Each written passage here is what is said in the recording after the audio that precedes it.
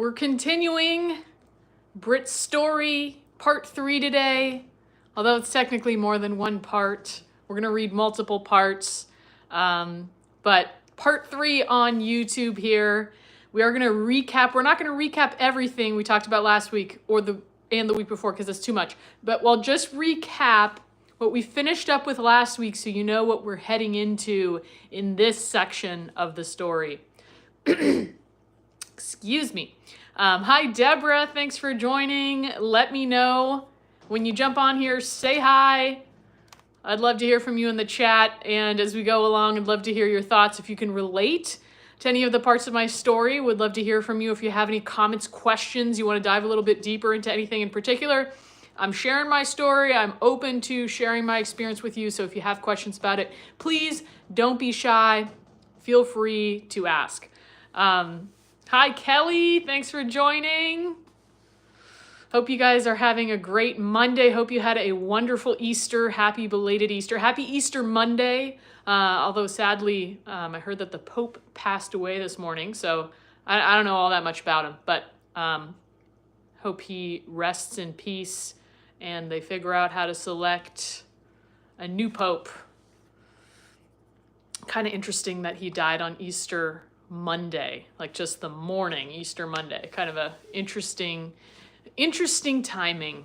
I hope you guys had a wonderful Easter. If you did anything fun for Easter, let me know in the chat. It was beautiful weather here, so enjoyed some sunshine, went on a nice walk, cooked up a tomahawk steak. If you know what a tomahawk steak is, let me know. Have you ever had a tomahawk steak? This is my first time eating a tomahawk steak. So it looks like a tomahawk. It's like a giant steak with this huge rib bone coming off of it. So Easter special. And it was quite delicious. Hopefully you enjoyed some delicious food for Easter as well. Okay, so we're going to get into my story. We're going to recap from last time. Deborah said, yes, tomahawk steak's delicious. Hi, Elena. Thank you for being here. I appreciate you joining again today. Thank you for those of you who have been following along with my story. I've really enjoyed the conversation we had last week around it. You guys had some awesome questions, so looking forward to more today. So we're going to do a quick recap of just the part we finished up with last time, and then we're going to get into the new part of the story of where it all started. Okay, so we're going to recap. The last portion we read last week was called Exchanging One Compulsion for Another. So I'm going to read that one, and then we're going to get into our new part. After my body's breakdown, I knew it was time to stop competing in kettlebell sport. Each new goal or competition created an excuse for me to keep training and delay giving my body what it truly needed: rest. So I stopped training for a while, sort of. I would still do handstands, mobility work at home. I started feeling better after a couple weeks, and I began doing gymnastics strength training at a new gym. It wasn't long before I was full on training for all the gymnastic strength skills, sometimes 3 hours at a time, and practicing handstands daily to boot. I justified the new training routine by telling myself it was slower and less intensive than kettlebell sport, but the truth is it was still way too much exercise to be healthy, especially after all the overtraining I had already done. I still went through periods of time where I would feel exhausted and depressed for days, but I would bounce back and then get right back into training. You might be wondering, why did I do this to myself? You see, training is what made me feel good about myself. When I was at the gym, I was able to be very present in the moment. I felt happy, I felt capable, I felt confident. Being an athlete and doing the impressive physical feats that I did had been tied into my identity for so long that I didn't know who I was without it. I felt that my worth was tied to my body looking the way it had once had when I was a new trainer and I was super ripped. And I struggled to accept and love myself because at this point, as I mentioned, I had gained some weight. I was a little bit puffy and holding on to body fat. All the while, I was avoiding the deeper issues and posting selfies with text about deeper issues on social media for the wrong reason. I believed the validation and attention that I got from social media would make me feel worthy of love, or it gave me just some kind of boost for a little bit. Given the choice of overtraining and feeling good, because that overtraining like pumped up the endorphins and built my confidence versus actually letting my body heal and feeling like an emotional disaster because of the things that would come up. Well, I think you know which one I chose for a very long time. To better understand the roots of my exercise and body image issues, we'll have to go back in time all the way back to my college days. So that's what we're diving into today in this new part of my story, where it all started. And you guys may have seen that little image again. I don't know how to share an image on here besides just showing you like this on my computer. So this was the thumbnail. That's an image of the gym that I worked at during college. You're about to find out. Called the Ice Chamber. Awesome place. Awesome place. Okay, so we're gonna dive into this new part of my story here. Hi Southwest, thanks for being here. Again, if you have any questions during the story, comments, I'd love to hear from you in the chat. Let me know your thoughts. When I first walked into the Ice Chamber, I had no idea what kettlebells were or what the gym was about, but I knew I wanted to work there. The stillness of the gym between classes was eclipsed by my awe of the kettlebell studded floor and sheer magnitude of the space, which looked like a playground to me. I was in search of an outlet for athletic expression. After a failed attempt at making the track and field team at UC Berkeley, where I was going to school, I spent my first couple years of college exercising aimlessly. I had been a track and field athlete in high school, which was where my love for training began. Without being on a team, I felt lost and unmotivated. Finding the Ice Chamber was the catalyst to reignite my competitive drive. The strong women on the Ice Chamber Kettlebell sport team served as my early role models, and it wasn't long before I would join their ranks. I went from doing a few random workouts here and there to training more than I had in my entire life. It felt amazing to have a direction for my training, and I could feel my body getting stronger and fitter, exploring these different ways of training that I had never done before. I loved how muscular my body became. I really looked the part of a trainer. And I think I've showed you guys that picture from my transformation where I was just jacked, just six pack, just shredded. I really looked like, what you would imagine a personal trainer look like. I was leaner than I'd ever been and with more energy than I knew what to do with. It probably helped that I was 21 years old. So a typical day of exercise around this time for me, this was circa 2012, 2013, when I was working at the gym. This is a typical day of exercise for me. I would ride my bike to work 45 minutes at 4:45 a.m. Okay, so I would get up at like 4:15, get ready real quick, hop on my bike because I didn't have a car, and bike to where this gym was 45 minutes away. And then I would help assist with classes. Then I would do kettlebell sport training for about 1.5 hours while I was there. Then I would bike 45 minutes back to school back to campus to go to class. So I probably had my backpack with all my school stuff on too while I was doing this. And then after I finished class, I would bike 45 minutes back to work for the afternoon sessions. And I would do a 60-minute boot camp class at the end of that, like at the last class of the day. I would take that class after I was done working. And then I would bike 45 minutes back home at 7:30 p.m. Okay, so I was like working out from before 5 a.m. in the morning till after 8 p.m. at night. If you add this all up, let's see, we got 3, 4, 5.5 hours. So a whopping 5.5 hours of exercise a day. And that's without counting the hours that I was coaching classes. And coaching the classes was, walking around helping people with their form. It was leading the warm up. It was sometimes doing some of the moves to demonstrate. So I was being active while I was working for at least 4 to 5 hours a day. So that was a typical day of exercise. Okay, so the compliments came in from all angles about how disciplined I was and how good my body looked and how fit and strong I was. The ultimate validation came in the form of a photo shoot where I was asked to be a part of where my abs were on full display. And that was that photo. I'm going to show you guys that photo again, but you guys have seen it.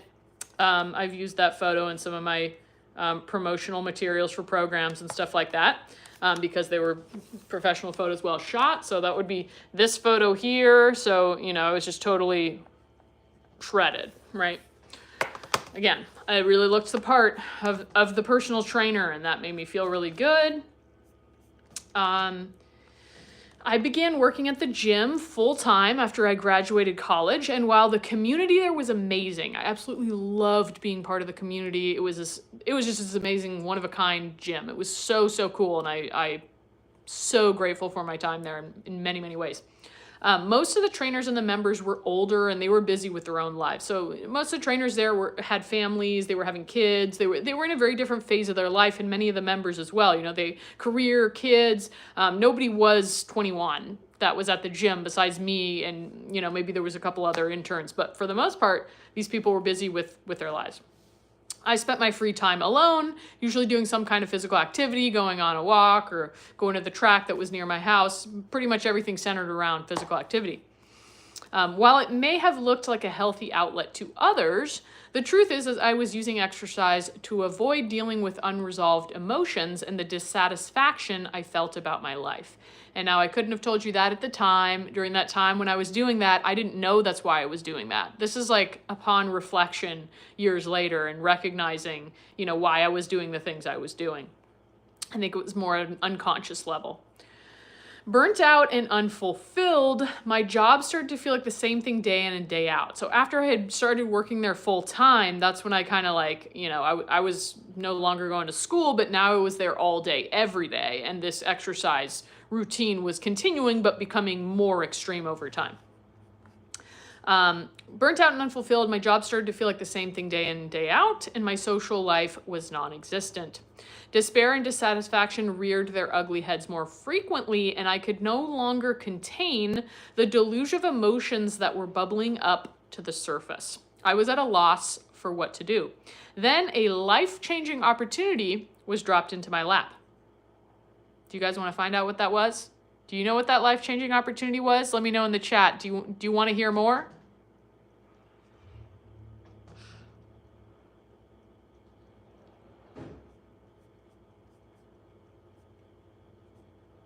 Anyone? All right, Deborah said yes. South to West said yes. We got people saying yes. Here we go. Okay, so the next part is called a life-changing decision. And when I got a nice little another nice little Photoshop photo for you. This one's a little simpler. Elena said kettlebell team. Well, I was already a part of a kettlebell team at Ice Chamber at that point, but somewhat. Kelly said yes. All right, let's do it. Okay, so here's the next portion. Mesmerized by the waves crashing on the sand, I marveled at the stunning blue color of the ocean. Instantly, I knew this was where I wanted to be. I was awestruck by the beauty, enamored by the weather, intrigued by the fitness culture, and relieved by the relaxed pace of life. Thanks to my friends Renee and Runa, I got invited to come down to San Diego and was exposed to a totally different way of life. Upon return from my vacation, I gave notice to the Ice Chamber and made plans to head south.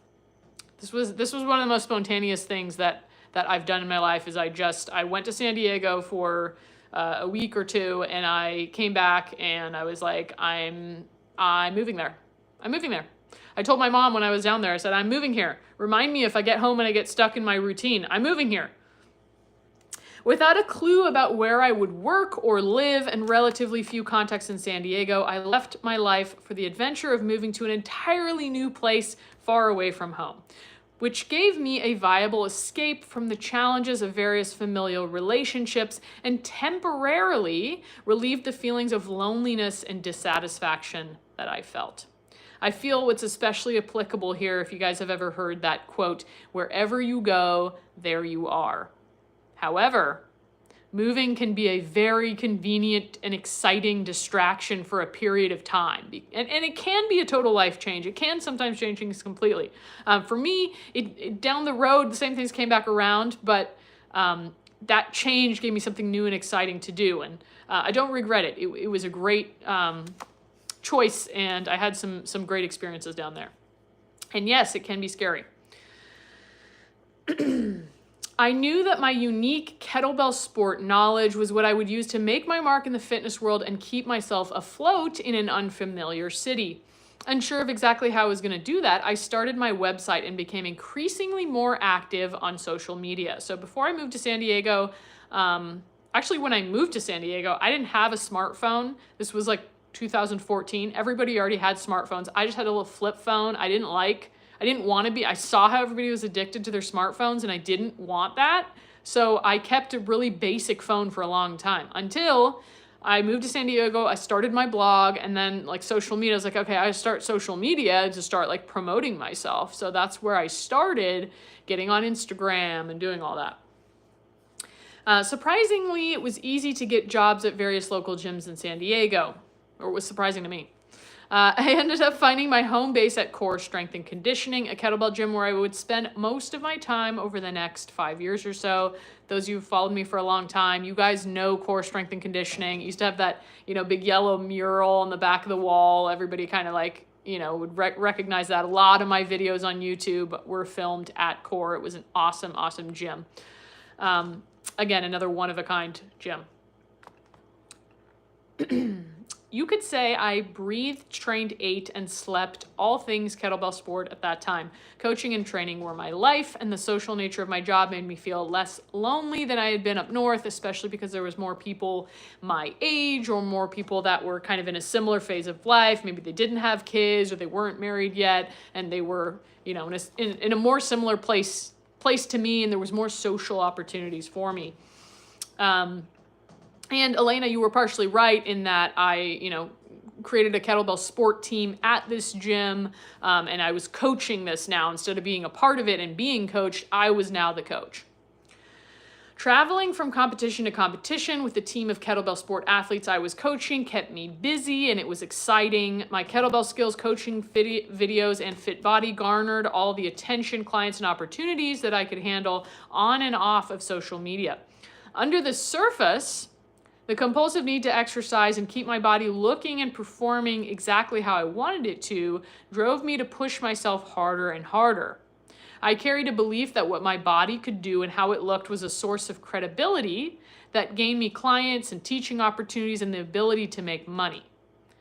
And I got to tell you, I still am doing this to some point, but it's a bit of a challenge when you use your body and your physicality and training to make money. You have to figure out how to do it in a sustainable way because it can be tricky. And because all of us age and sustain injuries at different times, in some ways it's similar to an athlete where their ability to make money depends on their ability to do the sport. And if they get injured or, they get burned out, that's a big problem because it affects their ability to make money. And so you have to either diversify and find other ways, or you got to be just really, really smart about how you do it. So underneath that, I used those things to define my value as a person and believed that it was what made me likable and attractive to others, being able to do those skills and looking fit. I constantly exercised and restricted my diet to keep my body in check, which gave me the illusion of being in control. And that, I think, is a very, very common thing, to try to control our bodies in order to feel in control of our lives or our emotions. I think that's one of the most common reasons that people have either eating disorders or, I would say exercise disorder like me, is that you're trying to gain some amount of control. Maybe you feel out of control emotionally. Maybe you feel out of control in your family. Maybe you feel out of control in life and you don't know what you're doing. Oftentimes our body, what we're consuming, our exercise, the way that we can control the body to feel safe. Because we're doing that, we feel this sense of control and safety, even if it's not necessarily healthy for us. The unhealthy rate and volume of exercise I was doing was fueled by the belief that my body and my skills gave me credibility and made me likable. Deep down inside, I knew I couldn't keep doing this to myself. Despite this inner knowing, I kept going, and eventually I got what I wanted. I became a kettlebell celebrity. So find out more about that in our next chapter. We're still going to go into it. We're going to do one more chapter. Hey, Anderson, thanks for joining. Happy Easter to you as well. I hope you had a blessed Easter. Any thoughts or questions on that chapter there about the life-changing decision? Did any of that resonate for you, or was any of it relatable for you? I'd love to hear from you in the chat. You guys have any thoughts?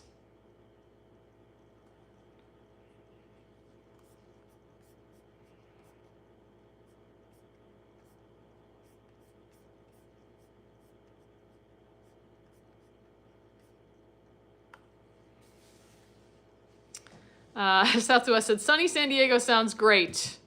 Yes, it was a good time. I enjoyed living in San Diego. It has its pros and cons, of course, but it really was a great place to be a personal trainer and to be a part of the fitness culture and community.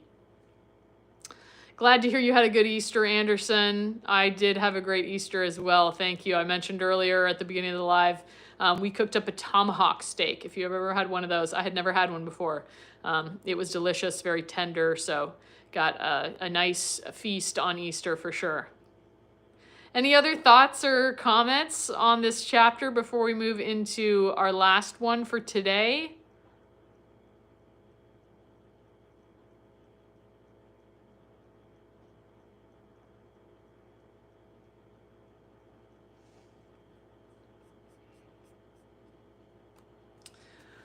All right, so our last chapter is called Kettlebell Celebrity, Here I Come.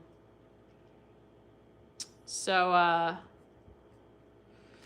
Southwest said, I could see how an addiction to exercise can develop. Yeah, absolutely. You know, I think I think I touched upon this last week, but I think we can become addicted to many different things to help us, you know, placate our feelings or try to remain in control.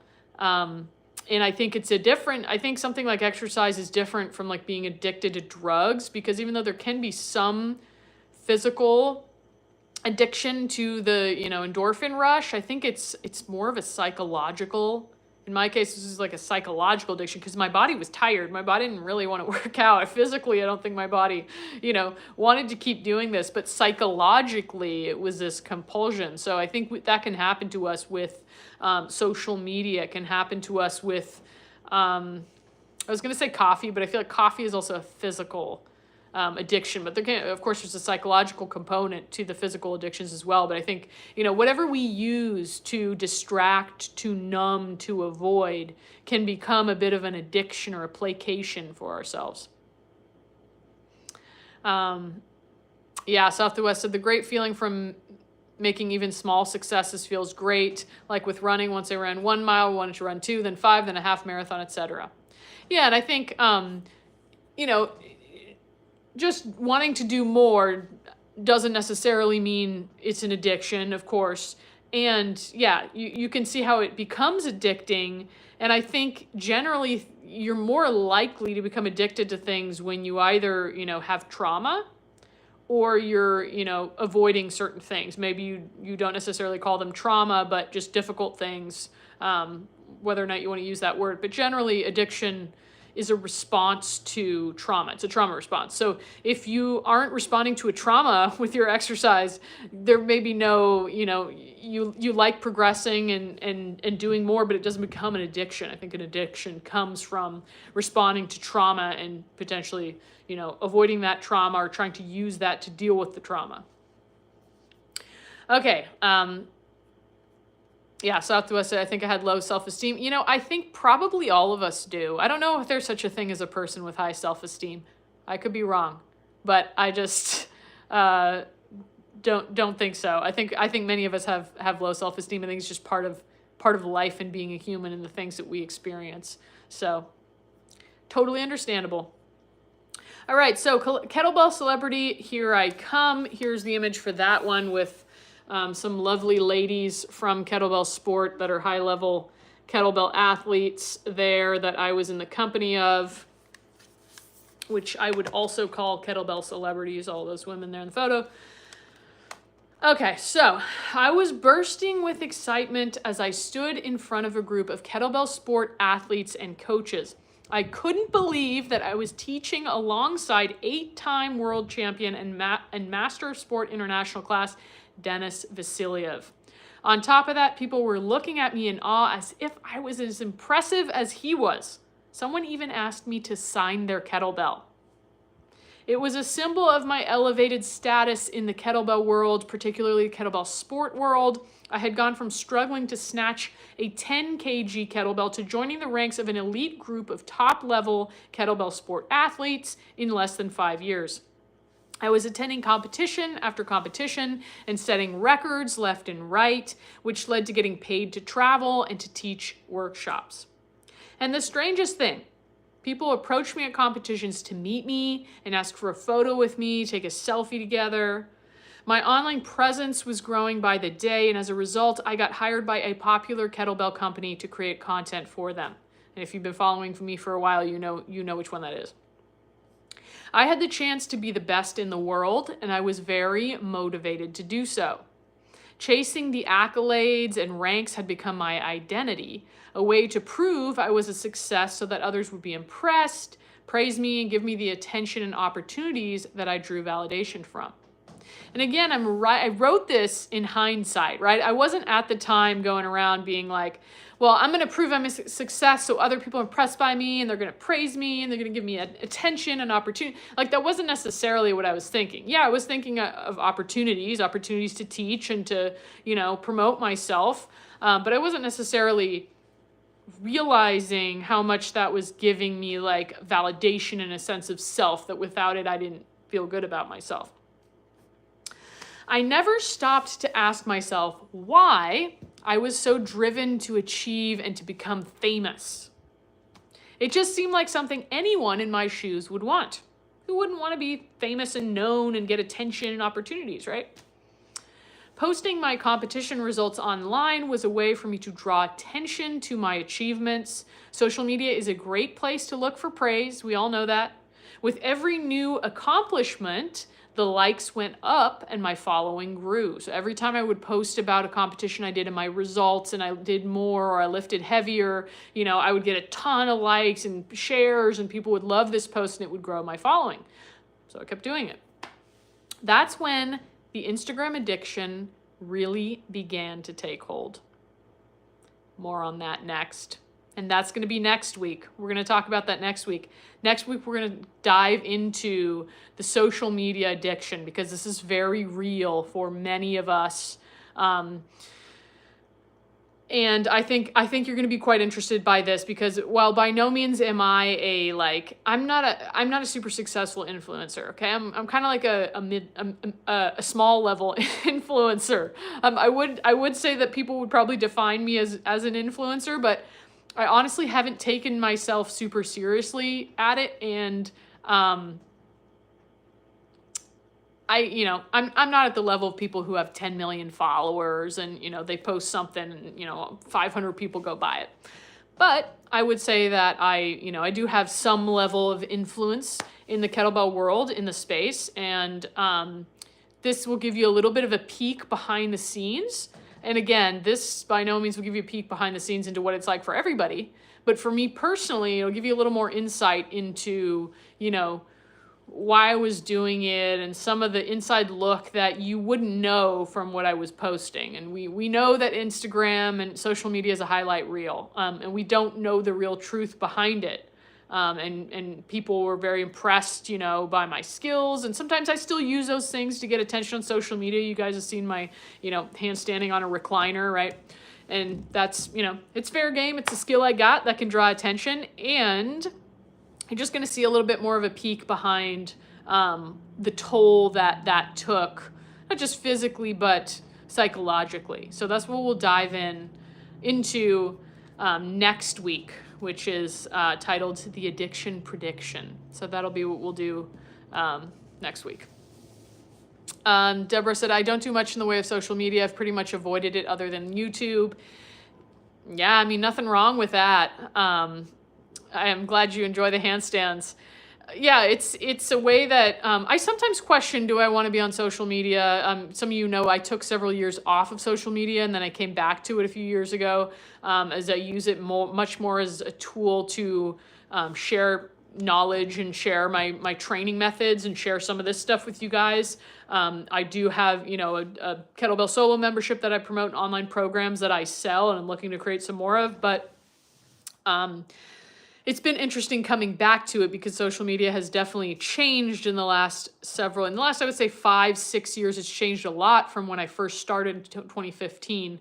And it's been interesting to navigate. Honestly, if I didn't use social media to promote myself and to promote what I do for a career, I probably wouldn't be on it. So if you're not, I would probably use YouTube, because YouTube, I think YouTube is my favorite place to watch, you know, different podcasts or things that I like. So I think I would use YouTube. But as far as Instagram, I don't even think I would be on Instagram if I wasn't using it to promote my business and promote my brand. So nothing wrong with not being on social media. Any questions or comments or thoughts on the chapters that I shared today? You guys have any thoughts? I'm curious to hear if you have any questions about any of it. I'm really excited to dive into the social media part next week. It's going to be there's like some pretty I think there's some pretty interesting posts, and they're kind of going to lead into the next portion of the story, which I'm also excited to share with you guys. South to West, very interesting. Awesome. Thank you for your comment. Any other thoughts that you guys have? Yeah, honestly, it's a little bit weird to think about the kettlebell celebrity portion, because in some ways I feel like I've really, I've kind of dropped into obscurity in a way. Because I left San Diego, which was where I was, you know, really big, where I was involved in the kettlebell and the fitness culture down south there. And it just kind of, during COVID, I left, and then COVID happened, which, you know, kind of dropped everybody off the map. And then I moved to a small town, and my life is totally different because now I teach online and I teach from home. And I honestly don't go to gyms. So it's very different. I used to spend all my time in a gym, and now I just work out from home. I don't work out as much as I used to. And it's just been an interesting change. Any other comments or thoughts on the story? You guys have any questions or predictions on what I'm going to tell you about next week? Deborah said, I'm fascinated by your story. I hope I'm not chosen for a jury so that I can be here for the next live installment. I hope you aren't chosen either so you can be here, but if you are, the replay will be there for you. Elena said, an impression from how you're conducting yourself, you are not the slightest attention seeking and not a hint of narcissistic proclivity to your YouTube presence. Well, I appreciate you saying that, Elena. I don't know if that I don't know if that's true or not. I think there's probably some level of narcissism that went into it and probably still goes into it to some degree. You know, social media is kind of a place to say, look at me, look at me. And as much as there have been times where I try to create more content that's not focused around me and it's focused around something I can deliver to try to help people, it doesn't always do as well. And I think it's because people like getting to know someone. They like learning about someone's story. They like knowing who they are to know if they align with them. So there is maybe a little bit of self-focus. I think I could use probably less self-focus in my life, which is part of my struggle with having an online brand that's centered around me. There's times I think, is this what I should be doing? Maybe I should just be focused on other people and helping other people. So that is something I ponder and think about, but I appreciate you saying that, Elena. Deborah said, amen to Elena's observation. Thank you. That's very kind of you. I do my best to be authentic, and, you know, I'm a flawed human being. Thank you, Elena. Elena said, you have a super valuable product. You're promoting your method. Deborah said, you come across as a helper. I like that. I like it. I do my best to try to help, you know, and that's been part of a switch in my focus from kettlebell sport, even though I still enjoy helping people succeed with kettlebell sport. It's something I'm thinking about diving back into, creating more kettlebell sport programs, because there's people who are looking for kettlebell sport programming and coaching and guidance and help, and there's not that much out there online about it. Even now, there's more than there used to be, but the reason I shifted away from kettlebell sport and towards creating kettlebell solo is that when I discovered solo and partner Michael created it, I thought this is a much more practical way for most people to train with kettlebells. And so even though kettlebell sport has its benefits, it's extremely technical. And for, the person who just wants to be healthy, the person who doesn't want to spend hours perfecting these little tiny details of technique and doesn't want to be doing just the same 3 moves over and over, kettlebell sport isn't really the best option. And that was something that I struggled with through coaching kettlebell sport, because I knew that for people who really got into it and like to compete, great. But that for just a regular person that I trained who wasn't interested in competing, they just wanted to be fit, I didn't feel it was really the right fit. And I also never really felt like hardstyle kettlebell was the right fit either. So the great thing about kettlebell solo is it's something that I've personally used to get a lot fitter and stronger, and I absolutely love it. I think it's fun, I think it's sustainable, and it's something that is meant to help people more. Honestly, in my opinion, it helps people more than setting them up with doing kettlebell sport if they're just trying to get fitter. If you specifically are interested in kettlebell sport, great, you can get fitter with it. And it's not what I would recommend if somebody just wants to use kettlebells to improve their daily life.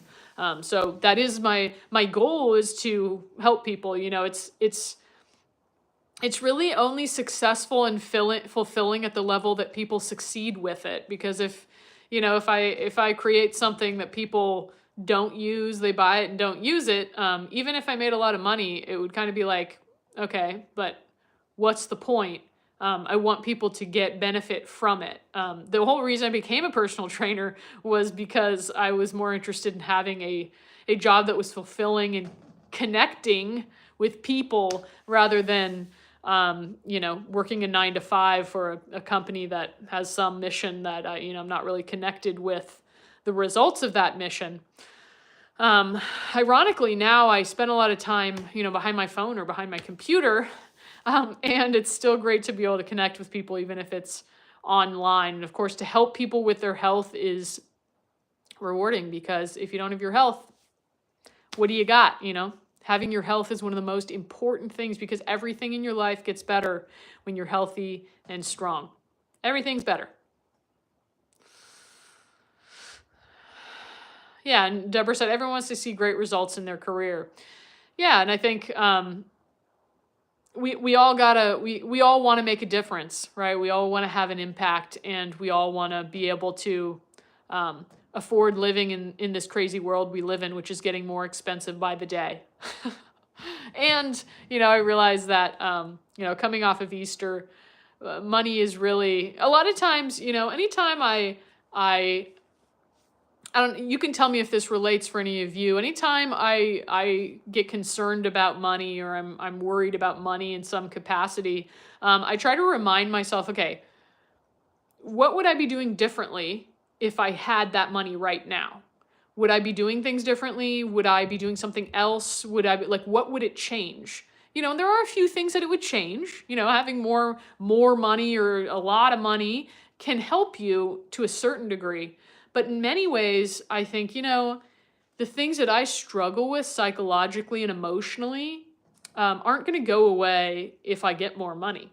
I'm still going to be me. That same thing. Wherever I go, there I am. So money doesn't necessarily solve the most important things in life. And it can make it easier. It can take some stress off your plate. But it's always a good reminder to me of what would really be that different? I could choose right now to do or feel or give myself emotionally and psychologically and spiritually what I think I'm going to get from having money, because money is just a piece of paper anyway.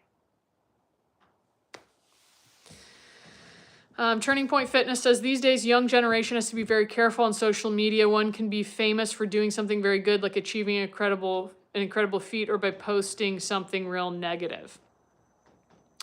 Yeah, you can definitely get your fame one way or the other. It's got its pros and cons, absolutely. Any other thoughts, comments, or questions? Or if you have any predictions for next week and what you think I'm going to talk about, you can let me know in the chat. That's always fun. Yeah, I decided last week to just do one live and focus on telling my story, like one live a week and focus on telling my story, because I was feeling like 3 lives a week wasn't super sustainable for me, especially doing workouts during the lives. As I mentioned, when you use your physical body to create things for your career, you kind of have to find the right balance as far as how much to exert yourself. And unfortunately, because I've exerted myself so much, I sometimes get overloaded, I think a lot easier than I would have if I hadn't done the over exercising. So I have to be cautious with how much I do. So for now, yeah, Southwest, I've got to make it sustainable. So for now, I'm just doing once a week as I tell my story, because this is, I think, energy giving, and it doesn't take up too much of my energy just chatting. But I may add in some other lives again at some point. And if you guys do have requests, you're always welcome to request them. Thinking if I got anything else to tell you guys. We did a live workout on Kettlebell Solo last Wednesday. We may or may not do another one this week. We'll see. Deborah, thank you for joining. If you guys haven't checked out the Kettlebell Solo YouTube, make sure that you check out that channel as well. I'm brainstorming more content I want to create there specifically for those who are getting started with kettlebells, questions that you have. So if you have any thoughts or feedback on that, Southwest, maybe you can tell me you got questions on what kettlebell to get. I may create some videos around that if that would be helpful. And what else? I feel like I had something else to announce, but must not be that important if I'm forgetting it.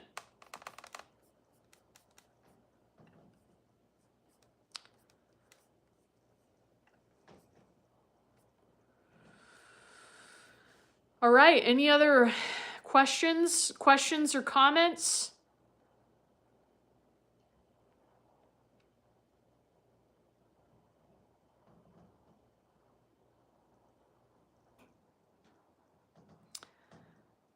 Okay, well, I appreciate you guys joining me. Oh, Deborah said, I'm interested in your meal planning around protein. I wonder if I did I don't know if I did a live on that, or if that might have been specific to the Kettlebell Solo Facebook group, which may have disappeared at this point. That's a good idea, though. We could definitely talk about meal planning and high protein diet.